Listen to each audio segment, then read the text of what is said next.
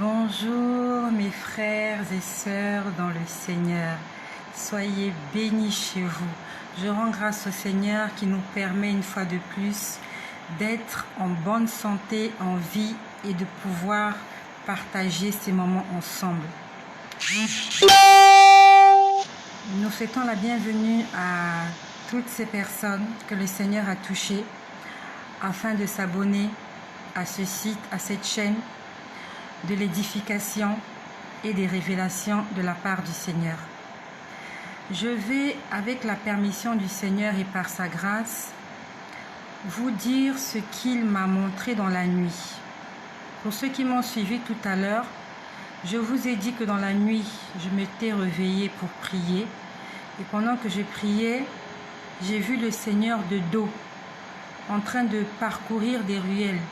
Il était en train de planer, ses pieds ne touchaient pas le sol. Il était habillé pas très bien.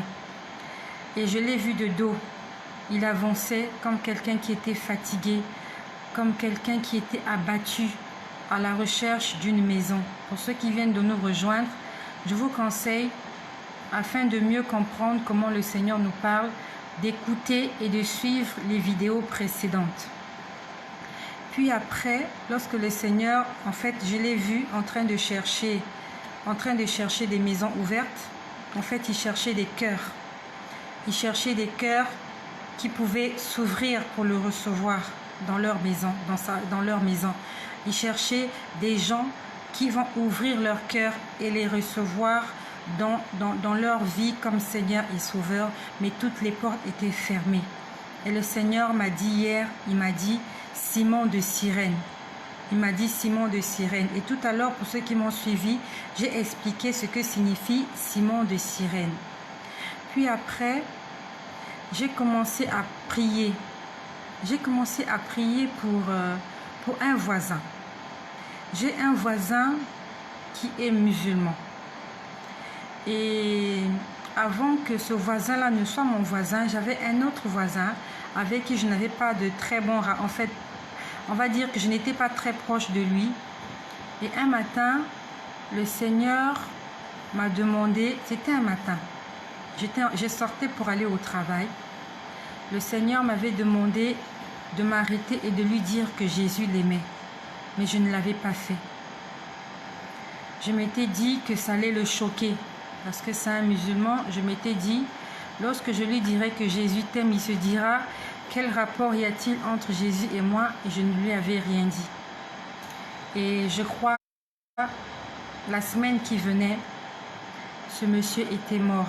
Il était mort dans sa boutique un midi. Les gens disent qu'il se sentait mal, qu'il avait chaud. Il est parti chez lui se laver et quand il est revenu, il est mort dans sa boutique. Une semaine après que le Seigneur m'ait demandé de lui dire le matin qu'il l'aimait. Puis après, il y a eu un autre qui l'a remplacé.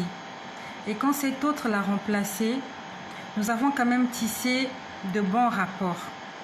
Et avec le temps, on parlait comme ça de temps en temps de la divinité de Dieu pour ne pas le choquer, parce qu'il ne faut pas brusquer les gens aussi. Et un jour, j'étais au bureau, le Seigneur m'a montré son image de mon voisin qui est musulman. Le Seigneur m'a montré son image. J'ai demandé au Seigneur, qu'est-ce qui se passe avec ce monsieur? Seigneur, qu'est-ce que tu veux que je dise à ce monsieur?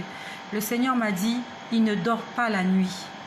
Il m'a dit, ce monsieur ne dort pas la nuit, il faut que tu puisses prier pour lui. C'était un jeudi, je me rappelle exactement, c'était l'année dernière. Nous sommes en 2021, c'était en 2020, un jeudi. Le samedi, j'étais devant chez moi. Je m'apprêtais à arroser les fleurs. Et il m'a vu, il est venu de lui-même, il est venu vers moi. Il est venu vers moi. Je lui ai dit que c'est le Seigneur qui avait touché son cœur pour qu'il vienne vers moi. Je lui ai dit, Jésus m'a parlé de toi. Je lui ai dit, est-ce que tu crois en Jésus? Il dit, oui, je crois en Jésus puisque dans le Coran, on parle de Jésus. Je lui ai dit, Jésus m'a parlé de toi et il m'a demandé de prier pour toi.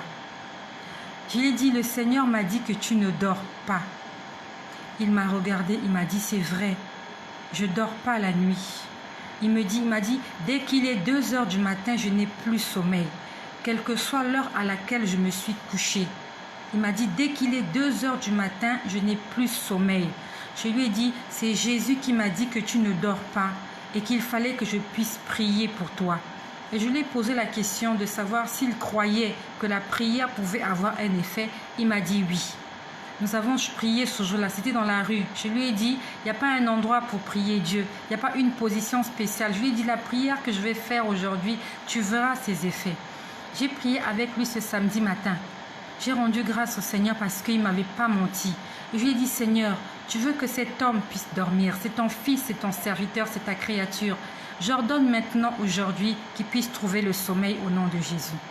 Nous avons prié, nous sommes séparés, il est parti. Nous nous sommes rencontrés 2 jours plus tard. C'était un lundi. Le lundi, lorsque je l'ai vu, je lui ai posé la question de savoir. Il m'a dit, je dors bien maintenant. Il m'a dit, je dors bien. Il avait l'habitude d'ouvrir son magasin à 6 heures. Et là maintenant, il venait vers 7 heures, un peu plus tard. Il m'a dit, je dors bien. Et nous sommes aujourd'hui mardi. Dimanche, on a parlé ensemble. Je lui ai encore parlé de Jésus. Pour lui, Jésus n'est pas le Fils de Dieu. Jésus est un prophète. J'ai essayé de lui donner des arguments. Il m'a dit, pour moi, Jésus est un prophète. C'est un prophète comme Mahomet, comme Moïse. Mais Jésus n'est pas Dieu. Jésus n'est pas le Fils de Dieu. Et hier dans la nuit, hier lundi, j'étais en train de prier. J'ai dit, Seigneur, comment je vais parler à ce monsieur pour qu'il puisse me croire? Je lui ai dit, tu m'as parlé de son sommeil.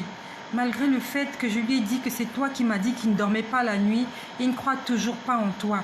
J'étais en train de me poser la question. J'ai dit, Seigneur, comment je vais parler à ce monsieur? Comment se fait-il qu'il n'arrive pas à croire que Jésus-Christ est Dieu, que Dieu peut prendre la forme humaine, venir sur terre et vivre parmi nous?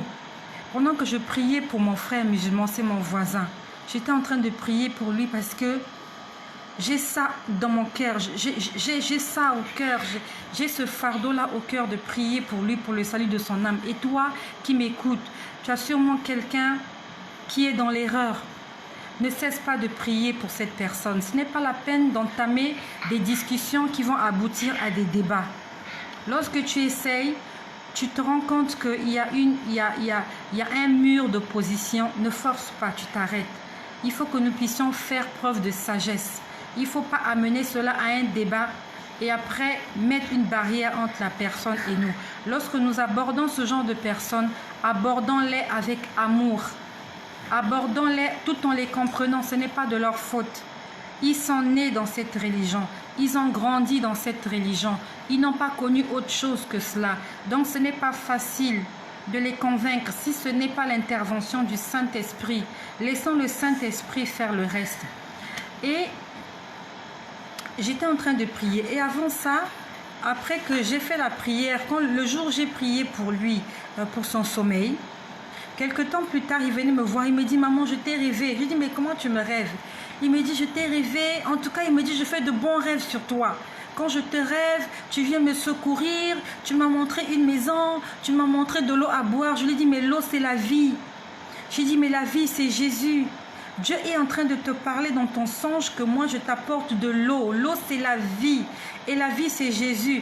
Mais j'avais l'impression que ça entrait dans l'oreille droite, que ça sortait dans l'oreille gauche. Ce n'est pas de sa faute. Une fois, il est venu, il me dit, maman, je t'ai rêvé. Tu m'as montré un oiseau blanc. J'ai dit, l'oiseau blanc, c'est la colombe. J'ai dit, la colombe, c'est le synonyme du Saint-Esprit. J'ai dit, dans la Bible, la colombe, c'est le Saint-Esprit. Mais ce sont des choses qu'il ne peut pas comprendre. Il n'y a qu'un chrétien pour comprendre des choses comme ça.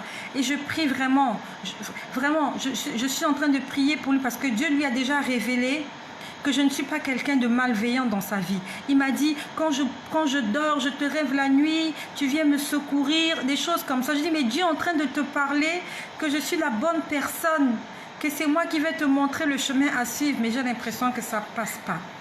Donc dans la nuit, nous sommes aujourd'hui le 19. Donc dans la nuit du 18 au 19, ça s'est passé hier. J'étais en train de prier pour lui. J'ai dit, Seigneur, touche les cœurs de nos frères musulmans. Il faut que nous puissions prier pour eux. Ne les condamnons pas. Nous avons peut-être eu la chance d'être nés dans des familles chrétiennes. Si nous étions aussi nés dans des familles musulmanes, nous serions des musulmans. Si nous étions nés dans des familles bouddhistes, nous serons des bouddhistes. C'est une grâce que nous soyons nés dans des familles chrétiennes. Eux, ils sont nés dans des familles musulmanes. Donc, c'est en leur parlant avec douceur, en leur présentant l'amour de Jésus, en priant pour eux, surtout, en priant pour eux que les choses vont marcher. Donc, j'étais en train de prier, je dis, Seigneur, convainc ce monsieur. J'ai dit, mais comment ils ont un cœur dur comme ça? Après, j'entends dogme. Pendant que je priais pour les musulmans, j'ai entendu dogme. J'ai dit, Seigneur, dogme a fait quoi? Après, j'entends dogmatisme. J'ai entendu dogmatisme. Ce matin, je suis allée sur Internet, j'ai tapé dogme. Alors, le dogme, c'est une doctrine établie. C'est une doctrine, le dogme. C'est une doctrine établie comme vérité incontestable, intangible et imposée. Le dogme est une doctrine qu'on a établie et cette doctrine-là est incontestable. Ça veut dire qu'on ne peut pas la renier. Elle est intangible, elle est imposée. Donc, on vous impose une certaine forme de pensée. Donc, on leur a imposé cela. C'est quelque chose d'indiscutable. C'est ça le dogme. Et le dogmatisme, c'est une religion qui s'appuie sur le rejet du doute et de la critique. Donc, ils ont un système de pensée, ces gens-là. Ils ont un système de pensée. La religion, cette religion-là, leur empêche d'avoir l'esprit critique. Cette religion leur empêche, en fait, de douter de ce qu'on leur dit. Quand on leur dit que cette couleur, on leur montre le rouge. On leur dit que le rouge, là, en fait, c'est le bleu. Ils n'ont pas le droit de douter ni de critiquer. Et le Seigneur m'a dit, moi, je vous ai donné le libre arbitre. Dieu nous a donné le choix. Dieu ne nous impose pas les choses. Lorsqu'on lit dans la parole du Seigneur, dans l'Ancien Testament, il dit, je mets devant toi la vie et la mort. Choisis la vie afin que tu vives. Dieu te donne le choix. Soit tu choisis la vie, soit tu choisis la mort, mais c'est toi qui choisis. C'est comme il avait dit à Adam. Tous les arbres tu peux manger, les fruits de tous les arbres tu peux manger, sauf celui-là. Donc il a laissé à Adam le choix de manger ou de ne pas manger. Mais sauf que nos frères musulmans, la religion dans laquelle ils se trouvent, leur système de pensée leur empêche de douter de la doctrine qu'on leur a donnée. Leur système de pensée les empêche à critiquer. Alors que chez nous les chrétiens, dans le livre de Josué au chapitre 1 au verset 9, il est écrit que ce livre de la loi ne s'éloigne point de ta bouche. On dit médite le jour et nuit. Méditer, ça veut dire tu lis, tu réfléchis, tu fais des recherches et tu essaies de comprendre ce que le Seigneur veut te dire. Sauf que chez eux, quand tu lis, ne cherche pas à comprendre. C'est comme ça, on ne discute pas, on ne doute pas, on ne pose pas de questions. Ce n'est pas de leur faute. Ce n'est pas de leur faute. Le Seigneur hier, il m'a dit dogme. C'est comme quelqu'un à qui on a fait un lavage de cerveau.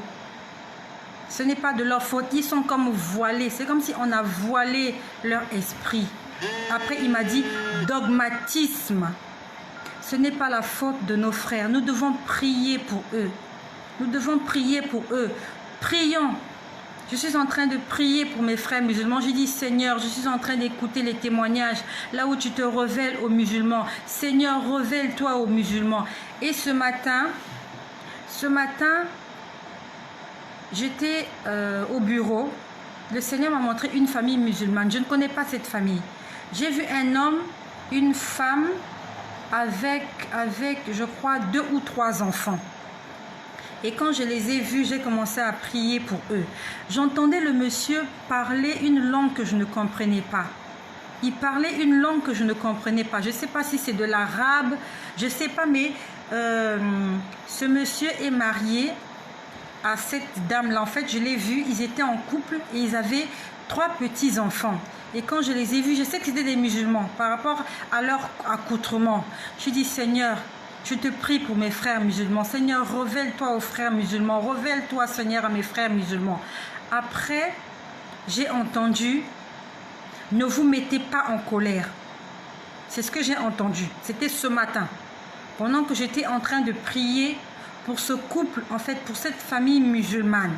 Et toi qui m'écoutes, dans tes prières, prie pour les musulmans, prie pour le salut des frères musulmans. Ce n'est pas de leur faute. Il est de notre devoir de prier pour eux.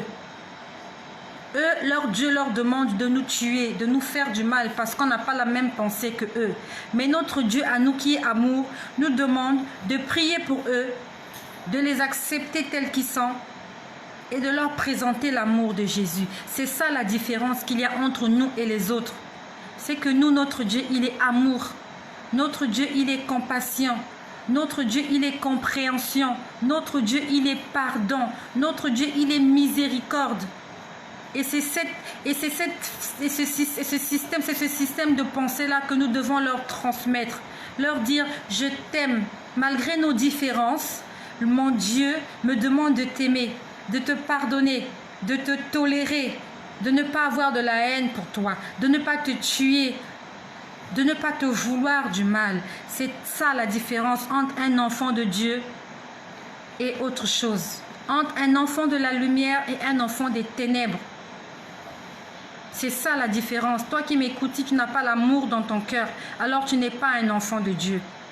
Si tu n'as pas la compassion pour ceux qui souffrent, non seulement charnellement, non seulement physiquement, mais il y a aussi des gens qui souffrent spirituellement. Ces gens-là qui n'ont pas Jésus. La dernière fois, pour ceux qui ont l'habitude de me suivre, je vous ai dit comment dans la rue, la dernière fois, nous étions en 2020, où j'étais en train de me promener. Le Seigneur me montrait que toutes les personnes autour de moi étaient des squelettes, des papiers. Des papiers. Il suffisait juste d'un petit vent pour que ça emportait. Il m'a dit, regarde comment ils sont tous des papiers. C'est pour ça que les gens meurent n'importe comment. Parce qu'il n'y a pas la protection divine en eux. Il n'y a pas la vie en eux. Il suffit juste d'un petit tourbillon, que le monde des ténèbres fasse quelque chose pour que les gens meurent, pour que les gens meurent. Prions pour eux. Prions pour eux et prions aussi pour nous. Prions pour leur salut. Prions aussi pour notre salut. Tu pries pour le salut des autres, mais tu pries aussi pour ton salut. Parce que ça ne sert à rien d'évangéliser aux autres et de ne pas s'évangéliser soi-même. Prions pour nos frères. Alors ce matin, j'étais en train de dire, quand j'étais en train de prier pour ce couple musulman que le Seigneur, en fait cette famille, puisque c'est un père, une mère et des enfants, j'ai entendu, ne vous mettez pas en colère, car le jugement de Dieu est arrivé pour l'Église. Je vous parle sous le contrôle du Seigneur, c'était ce matin. Nous sommes le 19 janvier 2021. C'était ce matin, avant midi. J'ai entendu, ne vous mettez pas en colère, car le jugement de Dieu est arrivé pour l'Église. Pour ceux qui me suivent régulièrement, je vous ai dit comment, dans le message que le Seigneur m'a donné dans la nuit du 31 décembre 2020 au 1er janvier 2021, le Seigneur m'a dit, il y a beaucoup de gens qui vont mourir.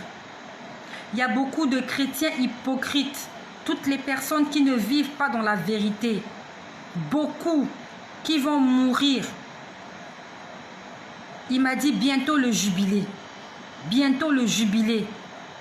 Et j'étais en train de voir comment il y avait comme un champ. Là, ça me revient. Merci Seigneur, il est en train de... Parce que je vois tellement de choses. J'ai vu une fois un champ. Il y avait des arbres qui étaient plantés et il y avait quelqu'un qui était en train de déraciner les arbres. Le fait de déraciner, en fait, c'est quand l'arbre n'est plus en contact avec le sol, l'arbre meurt. Il y a des gens comme ça que je voyais, on était en train de déraciner. Toi qui m'écoutes, si dans ton fond intérieur, tu sais qu'il y a des choses que le Seigneur te reproche encore, mets de l'ordre dans ta vie. L'heure du jugement est arrivée pour l'Église. Et entre-temps, pour ceux qui me suivent, un matin, j'étais en train de prier pour quelqu'un. le Seigneur m'a montré que cette personne-là, c'était un jeune monsieur d'une trentaine d'années qui ne voulait pas, en fait, il avait donné sa vie à Jésus, mais il continuait à marcher en ne respectant pas les préceptes du Seigneur. Et le Seigneur m'a montré comment il va mourir. Et quand j'étais en train de prier, je dis, Seigneur, ne permets pas qu'il meure. Seigneur, ne permets pas qu'il meure. Le Seigneur m'a dit, il faut que certaines personnes puissent mourir pour qu'autour d'eux, que la crainte de l'Éternel s'empare de leur cœur. C'est le Seigneur qui me l'a dit. C'est comme lorsque vous lisez l'histoire des enfants d'Israël. Lorsque Moïse est descendu de la montagne, le Seigneur, il y a des gens qui sont morts parce qu'ils avaient adoré le veau d'or.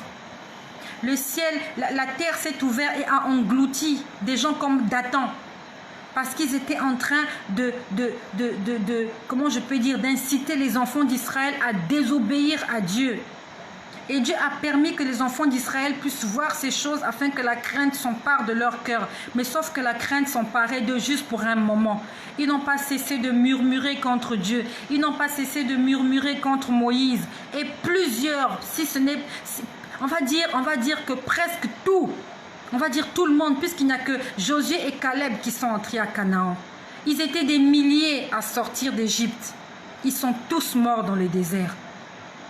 Et le Seigneur m'a dit qu'il va permettre que beaucoup de faux chrétiens, toi qui sais intérieurement, je ne suis pas venu juger qui que ce soit.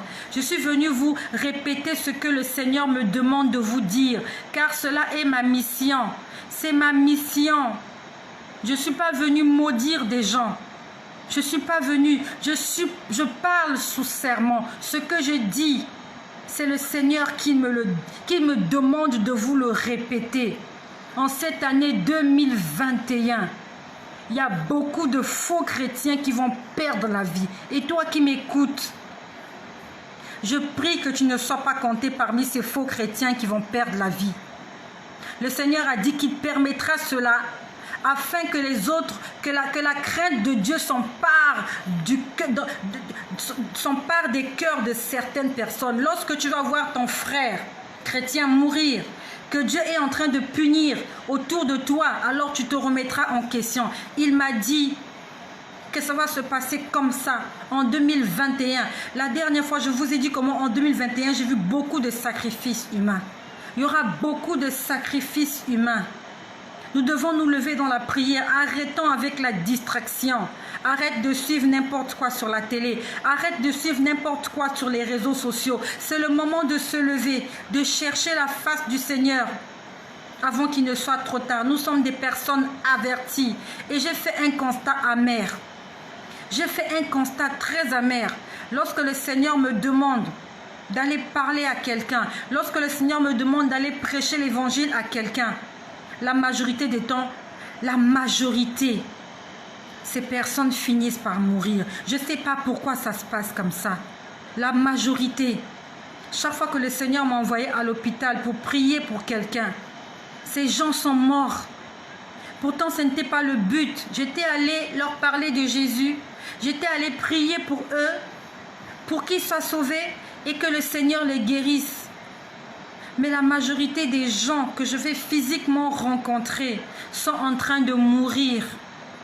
Je ne sais pas pourquoi. C'est Dieu qui est le maître du temps et des circonstances.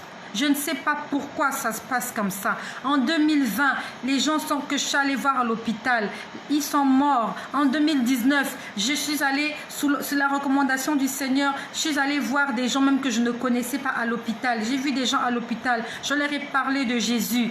Ils sont morts. Ils sont morts. Jésus va revenir, oui. Mais en attendant que Jésus revienne, la mort ne cessera pas de frapper. Les gens vont continuer à mourir. Et le Seigneur m'a dit que cette année, beaucoup de faux chrétiens vont mourir. Et toi qui m'écoutes, le Seigneur est en train de t'avertir. Parce qu'il y a quelqu'un quelque part qui est en train de t'accuser. La Bible nous dit que notre accusateur, le diable, c'est lui qui nous accuse. De la même façon qu'il patrouillait autour de Job. Il n'a pas fini de patrouiller comme ça autour de Job. Mais sauf que Job était un homme intègre et pieux. Job n'avait rien fait de mauvais. Mais Satan s'est fait un plaisir fou de détruire tout autour de lui. À combien plus forte raison, toi et moi, nous ne sommes pas intègres, nous ne sommes pas justes, nous ne sommes pas pieux. Satan se fera un plaisir fou de nous écraser. Répentons-nous, abandonnons toutes nos mauvaises voies. À quoi ça sert de perdre le royaume des cieux pour un rapport sexuel? À quoi ça sert de perdre le royaume des cieux parce qu'on veut s'acheter un téléphone, on veut avoir des belles chaussures, des beaux vêtements, on veut être pimpant, pimpante, on veut paraître, on veut voyager, on veut être regardé par les hommes, on veut avoir des belles voitures, des belles maisons. À quoi ça sert toutes ces choses? Il y a beaucoup de gens aujourd'hui qui ont laissé toutes ces choses et qui se retrouvent de l'autre côté. Ils sont en train de rendre compte, maintenant qu'on est en train de parler, beaucoup de gens sont allés rendre compte de ce qu'ils ont fait sur cette terre. Et c'est comme ça chaque seconde. Chaque seconde. Il y a beaucoup de personnes qui vont mourir cette année. Et le Seigneur le permettra. Parce qu'il a son van à la main. Le van, c'est comme un tamis. Il va tamiser. Il est en train de filtrer. Il est en train de filtrer le bon du mauvais. Au début du confinement, c'était, je crois, au mois de mars. Un matin, j'étais juste là, en train de réfléchir sur cette histoire de Covid et tout ça. J'ai dit, Seigneur, pourquoi il y a toutes ces choses-là? J'ai dit, Seigneur, pourquoi? En étant en plein confinement, c'était la première fois de ma vie que je puisse entendre parler de confinement. Jamais on avait vécu ce genre de choses. Les gens portaient des masques, distanciation sociale, ça n'avait jamais existé avant 2020. J'étais en train de dire, Seigneur, pourquoi toutes ces choses? J'ai entendu une voix qui m'a dit, je veux mon épouse. C'est ce qu'il m'a dit. Il m'a dit, je veux mon épouse. Cette histoire de Covid, Dieu a permis ça. Des milliers de gens sont morts. Mais il a permis ça pour que les chrétiens puissent revenir à lui. Sauf qu'il y a beaucoup de chrétiens qui se sont refroidis pendant le Covid. Beaucoup de chrétiens ne prient plus. Ils ont perdu l'habitude d'aller à l'église. Ils sont restés chez eux jusqu'aujourd'hui. Ils ont pris l'habitude d'écouter les cultes par les réseaux sociaux. Non. Le Seigneur m'a dit ce jour-là, je crois que c'était le 13 avril, je ne sais plus. Je crois que j'avais fait un enregistrement audio. J'avais fait un enregistrement audio. En ce temps-là, je ne m'affichais pas publiquement. Le Seigneur ne m'avait pas encore permis de m'afficher publiquement.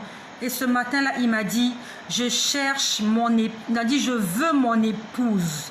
Après, j'ai commencé à entendre une mélodie. C'était une mélodie. Il n'y avait pas de paroles. Et c'est bizarre. C'est comme si je suis entrée dans la mélodie. En fait, dans cette mélodie, il y avait des paroles.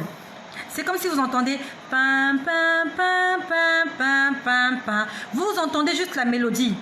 Sauf que dans le pam, pam, pam, pam, pam, il y a des mots. C'est pour ça que toi qui m'écoutes, n'écoute pas n'importe quelle mélodie. Il y a des moments où ça m'arrive, j'écoute une mélodie, mais dans la mélodie, il y a des paroles. Quand tu entends pam, pam, pam, ça dépend de l'inspiration. Si ça a été inspiré par Dieu, dans le pam, pam, pam, Dieu veut te transmettre un message. Et si tu es connecté à lui, tu essaies de décoder. En fait, c'est un message codé. Dans la mélodie, il y a un message codé.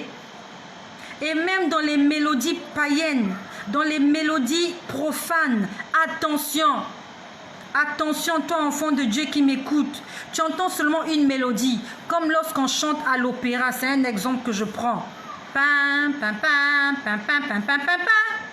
Ça dépend de qui a conçu la mélodie et quel est l'esprit qui l'animait lorsqu'il a été inspiré. S'il était inspiré par le diable, s'il était inspiré par les esprits mauvais, alors cette mélodie est chargée d'esprits maléfiques. Cette mélodie est chargée de démons. Pourquoi je le dis? Parce qu'il y a des moments où j'entends la mélodie pendant que je prie et dans la mélodie, il y a des paroles. Toi, tu entends juste la mélodie. Tu te dis que c'est une mélodie, mais à l'intérieur, les notes qui sont à l'intérieur signifient des messages, sauf que c'est codé. J'aimerais exhorter les enfants de Dieu. Je n'ai pas de verset biblique pour accompagner ce que je vous dis. C'est mon expérience que je suis en train de vous transmettre. Toute mélodie n'est pas bonne à écouter. Ceux qui aiment la musique classique, je suis désolée. Je ne te recommande pas la musique classique. Parce que tu ne connais pas la source d'inspiration de cette musique-là. Elle peut être belle à écouter, mais tu ne connais pas le message codé, le message qu'il y a à l'intérieur. Tu vas écouter la mélodie, tu vas écouter la musique classique, après tu vas entendre des voix, tu vas commencer à voir des manifestations et tu vas t'imaginer que c'est ton oncle qui est au village alors que c'est la mélodie que tu as écoutée là. C'est par rapport à ce que je vis avec le Seigneur que j'ai compris ces choses-là. Ça fait déjà maximum 5 fois. Quand j'entends des mélodies, c'est comme si j'entre dans la mélodie et je peux comprendre en fait ce qu'on veut dire dans la mélodie. Attention aux mélodies. Si la mélodie n'est pas chrétienne, il ne faut même pas l'écouter. Donc ce jour-là, c'était en plein confinement. Quand il m'a dit « je veux mon épouse » et après j'entendais une mélodie. Vraiment, c'est comme si la mélodie, je ne sais pas comment je peux expliquer. La mélodie était très belle. Le jour où je vais retrouver la vidéo que j'avais faite ce jour-là, c'est une vidéo audio, je vais vous l'envoyer. La mélodie était très belle. La mélodie était belle. Et c'est comme si je suis entrée dans la mélodie. J'ai commencé à entendre ce que disait la mélodie. La mélodie disait « bientôt je viendrai régner ». Il n'y avait pas de parole.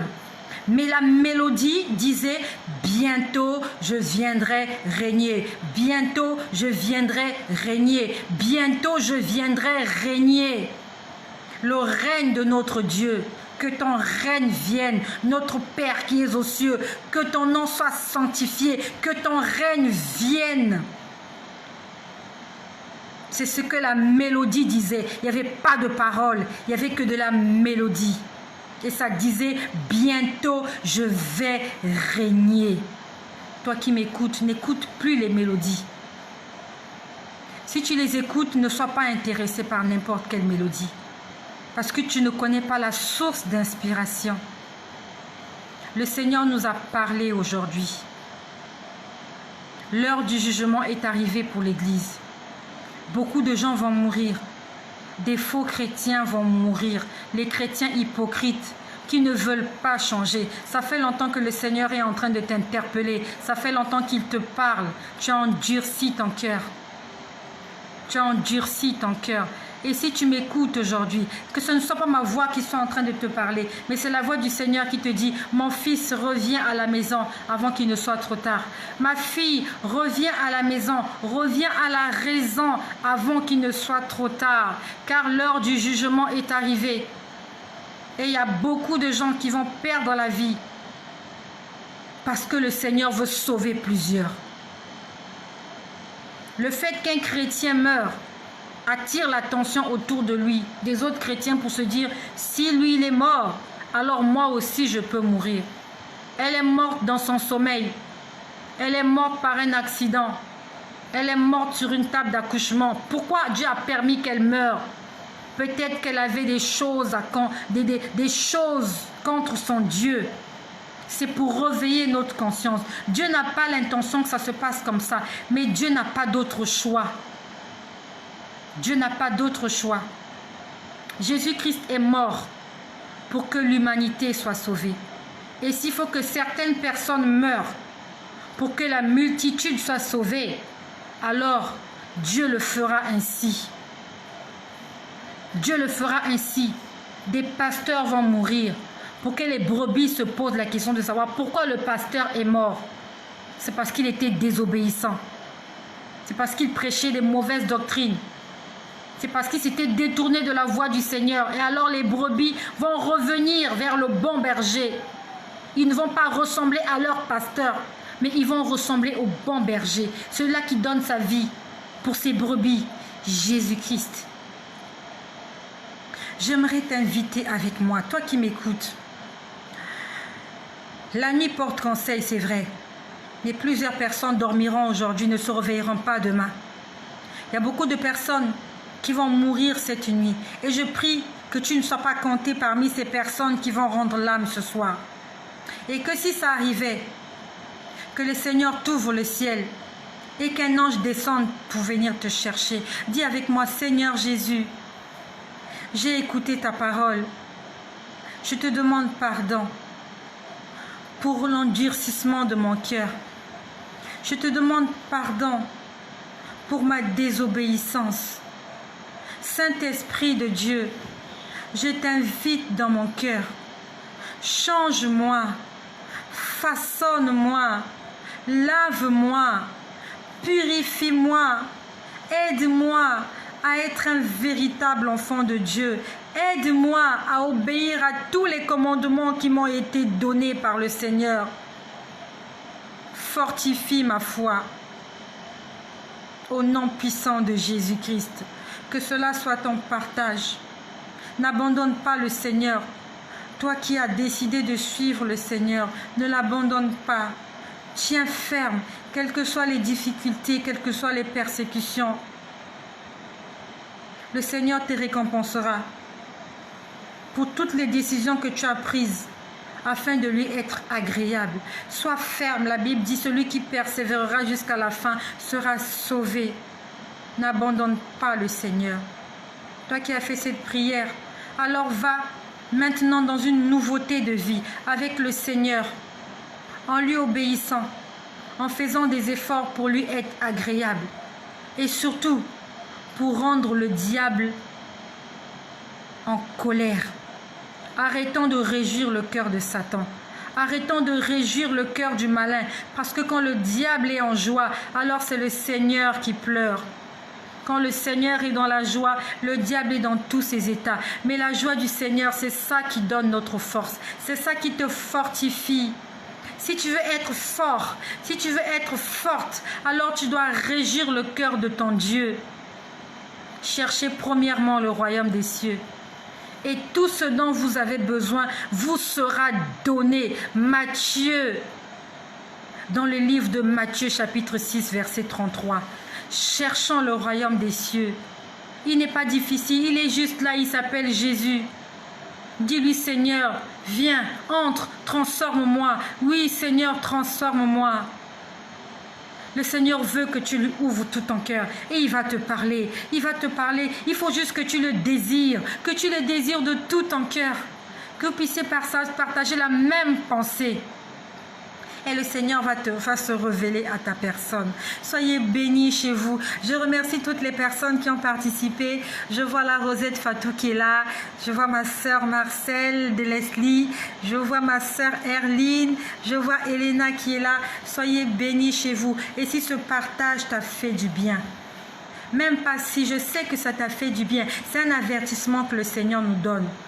Peut-être que ce n'est pas pour toi, c'est pour quelqu'un d'autre. C'est pour un chrétien peut-être qui va mourir cette année. Pour un faux chrétien. Prie pour lui. Annonce-lui ces choses. Partage-lui aussi ces choses. Car c'est ta part que tu auras fait. Tu l'auras averti. La Bible nous dit que nous sommes des sentinelles. Si le Seigneur te dit, cet homme va mourir, il faut que tu ailles lui demander de se repentir. Il faut que tu le fasses. Parce que tu auras des comptes à rendre au Seigneur. Toi qui es chrétien, va dire à ton frère chrétien, va dire à ta sœur chrétienne que le Seigneur a dit qu'en cette année 2021, le jugement de Dieu a commencé pour son Église, pas pour les païens. Les païens sont à la merci du diable. Son jugement a commencé dans l'Église. Il y a des chrétiens qui vont tomber parce qu'ils vivent dans le péché. Mais que cela ne soit pas ton partage. Au nom puissant de Jésus-Christ, que le Seigneur Jésus-Christ vous fortifie. Et que vous soyez richement bénis, vous, vos familles et toute votre maison.